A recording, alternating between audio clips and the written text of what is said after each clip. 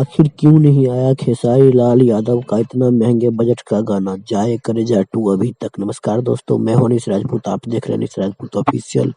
आज के इस वीडियो में हम इसी के बारे में बात करने वाले हैं, इसलिए वीडियो को शुरू से लेकर एंड तक देखिएगा। अगर हमारे चैनल पर नए हैं तो चैनल को सब्सक्राइब कर लीजिएगा, क्योंकि भोजपुरी की ताजा और सही खबरें सबसे पहले हमारे चैनल पर आता है।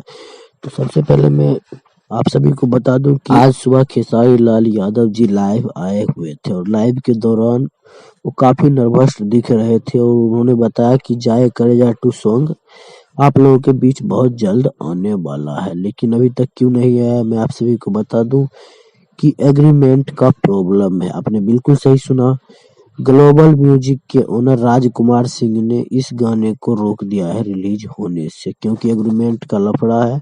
जब वो जैसा चाहेंगे वैसा ही करना पड़ेगा खेसारी लाल यादव को।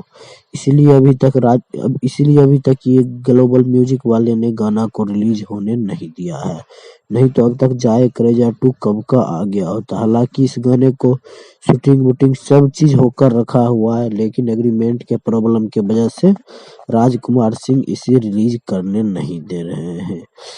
वो जैसा चाहेंगे वैसा करना पड़ेगा खेसारी लाल यादव को।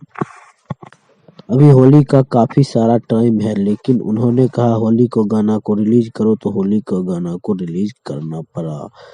तो अभी फिलहाल एग्रीमेंट का प्रॉब्लम चल रहा है खेसारी लाल यादव, इसलिए काफी ज्यादा लाइव में नर्वस थे।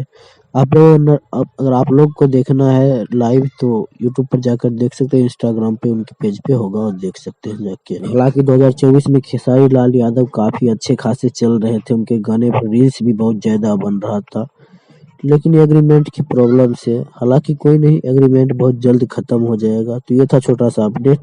ये अपडेट आप लोग को कैसा लगा हमें कमेंट बॉक्स में जरूर बताइएगा। मिलते हैं किसी अगले अपडेट के साथ, तब तक के लिए बाय।